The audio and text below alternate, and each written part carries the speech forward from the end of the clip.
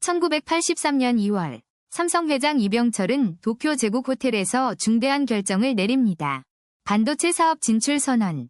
당시 한국 경제계는 이를 무모한 도박이라 비웃었습니다. 반도체는 20세기 석유라 불리며 미국과 일본이 독점하던 첨단 산업이었죠.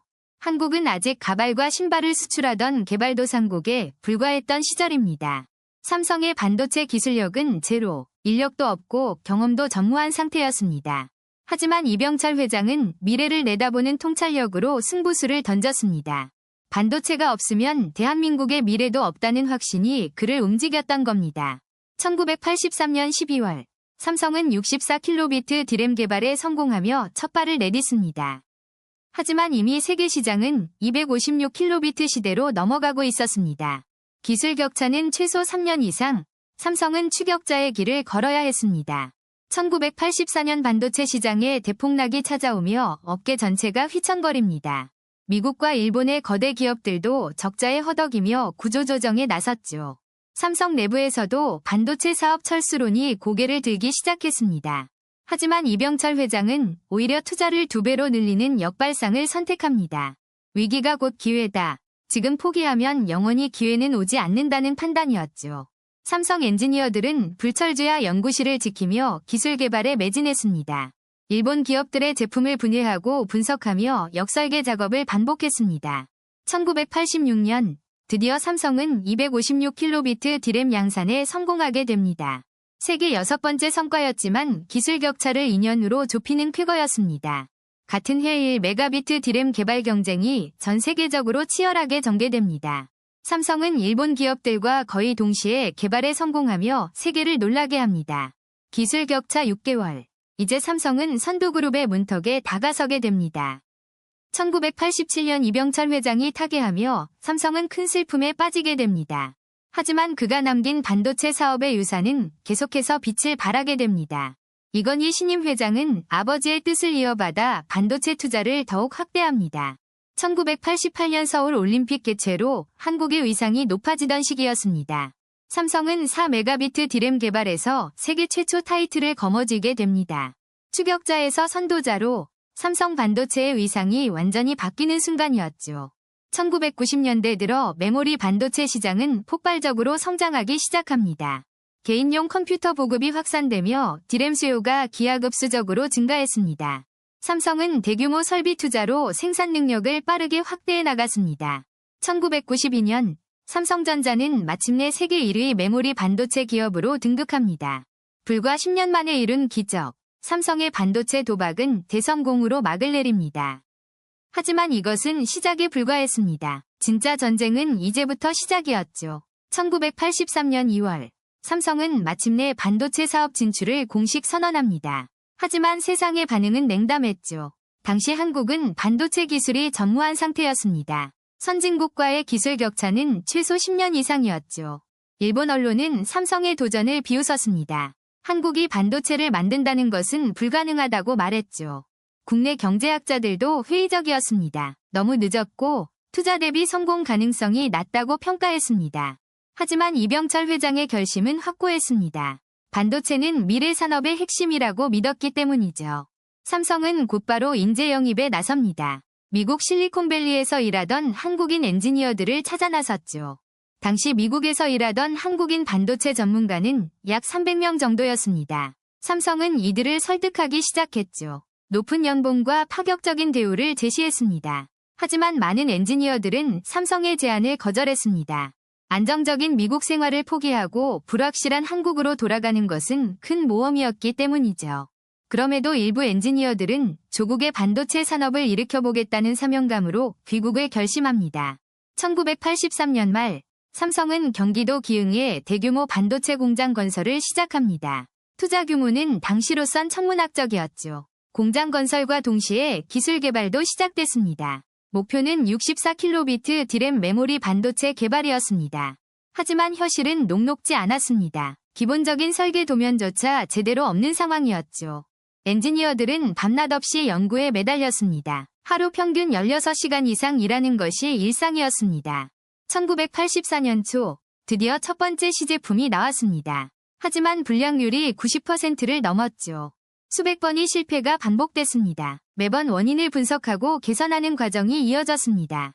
1984년 11월 마침내 64킬로비트 DRAM 개발에 성공합니다. 한국 최초의 반도체 양산 기술 확보였죠.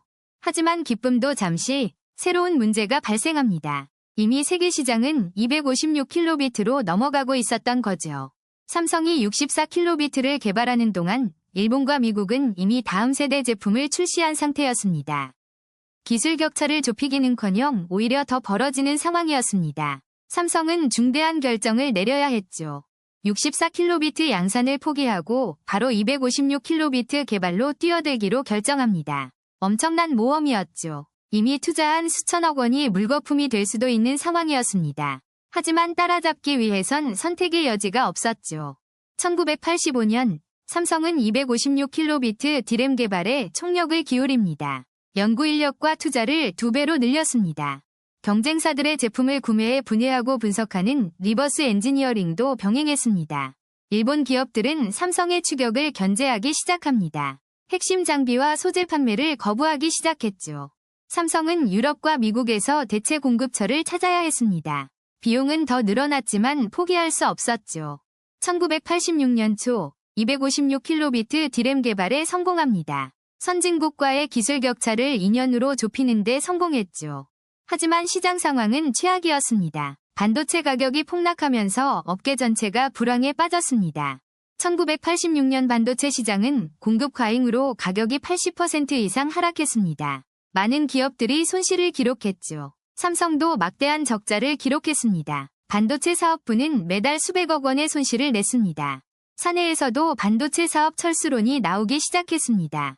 이대로 가다간 회사 전체가 위험하다는 목소리였죠. 1987년 이병철 회장이 세상을 떠납니다. 삼성 반도체의 미래는 더욱 불투명해 보였습니다. 새로운 경영진은 중대한 기로에 섰습니다. 반도체를 포기할 것인가, 아니면 계속 밀고 나갈 것인가. 이건희 신임 회장은 아버지의 뜻을 이어가기로 결심합니다. 반도체는 삼성의 미래라고 선언했죠. 그리고 더 과감한 투자를 지시합니다. 불황일 때 투자해야 호황기에 승자가 된다는 역발상이었습니다. 1988년 삼성은 차세대 메가비트 DRAM 개발에 돌입합니다. 생존을 건 마지막 승부가 시작된 것이죠. 과연 삼성의 도박은 성공할 수 있을까요? 반도체 시장의 판도를 바꿀 결정적 순간이 다가오고 있었습니다. 다음 편에서는 삼성이 어떻게 세계 1위 반도체 기업으로 도약하게 되는지 그 극적인 이야기가 펼쳐집니다. 1990년대 중반, 삼성은 메모리 반도체 시장에서 세계 1위를 차지하며 새로운 시대를 열었습니다.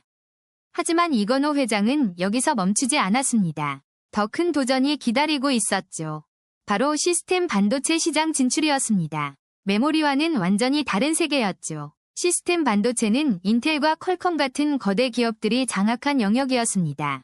1997년 외환위기가 한국을 강타했습니다. 수많은 기업들이 무너져 내렸죠. 삼성 역시 위기를 피할 수 없었습니다. 반도체 투자를 중단해야 한다는 목소리가 높았죠.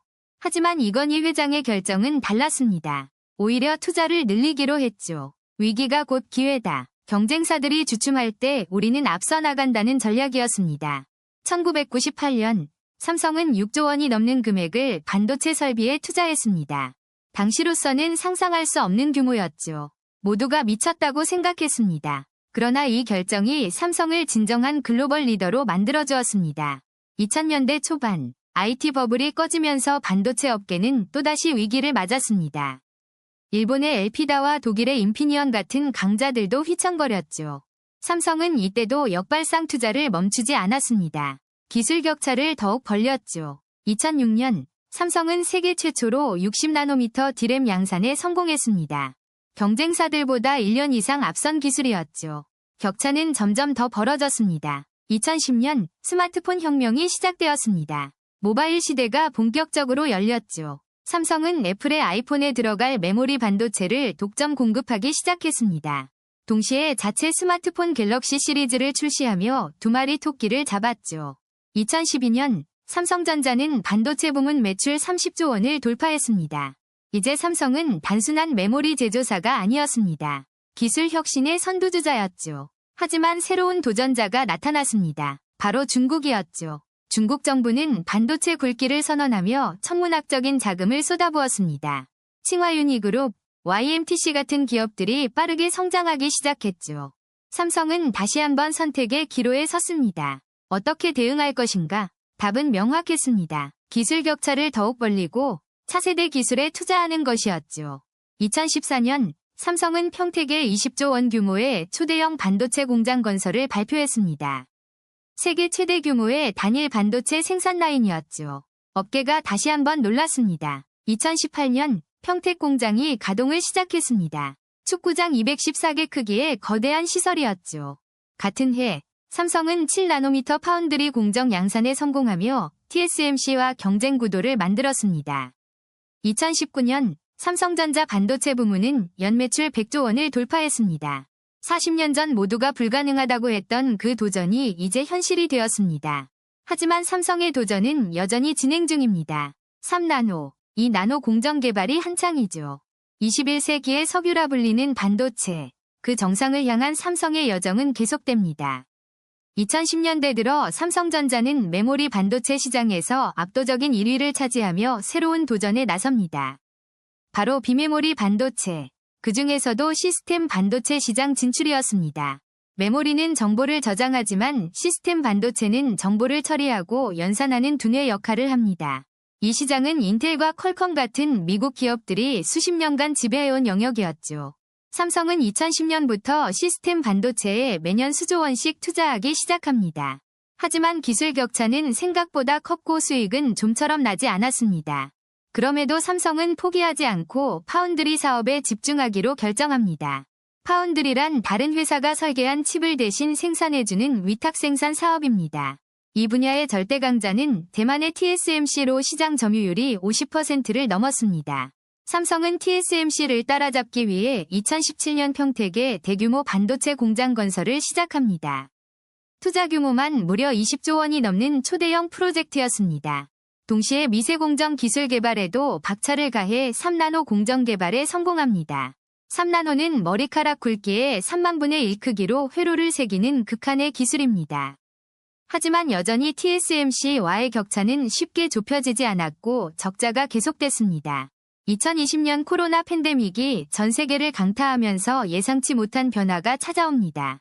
재택근무와 온라인 수업이 일상화되며 노트북과 태블릿 수요가 폭발적으로 증가했죠. 자동차 산업도 전기차로 전환되며 반도체 수요가 급증하기 시작합니다. 전 세계적으로 반도체 부족 사태가 발생하며 공급망 위기가 현실화됩니다. 각국 정부는 반도체를 국가 안보 차원의 전략 자산으로 인식하기 시작했습니다. 미국은 520억 달러 규모의 반도체 지원법을 통과시키며 자국 생산을 독려합니다. 삼성은 이 기회를 놓치지 않고 미국 텍사스에 170억 달러 규모의 공장 건설을 발표합니다. 2022년 삼성전자의 반도체 부문 매출은 100조 원을 돌파하며 역대 최고치를 기록합니다. 하지만 2023년 들어 글로벌 경기 침체로 반도체 시장에 한파가 찾아옵니다. 메모리 반도체 가격이 폭락하며 삼성 반도체 부문은 14년 만에 분기 적자를 기록합니다. 업계에서는 감산을 통해 가격을 방어해야 한다는 목소리가 나왔습니다. 하지만 삼성은 1980년대 이건희 회장의 결단처럼 역발상 전략을 선택합니다. 적자를 감수하면서도 생산을 유지하고 차세대 기술 개발에 투자를 이어갑니다. 2024년 인공지능 혁명이 본격화되며 반도체 시장에 새로운 봄이 찾아옵니다. 챗 GPT로 대표되는 생성형 AI는 엄청난 양의 고성능 메모리를 필요로 했습니다. 삼성이 개발한 HBM 고대역폭 메모리가 AI 시대의 핵심 부품으로 떠오릅니다. 40년 전 모두가 불가능하다고 했던 그 도전이 결국 21세기 석유 시장을 장악하게 됩니다. 삼성 반도체의 이야기는 단순한 기업의 성공을 넘어 대한민국 산업 역사의 상징이 되었습니다. 불가능에 도전하고 위기를 기회로 바꾼 40년 도박의 대장정은 지금도 계속되고 있습니다. 반도체 전쟁의 최전선에서 삼성의 다음 행보가 세계의 주목을 받고 있습니다.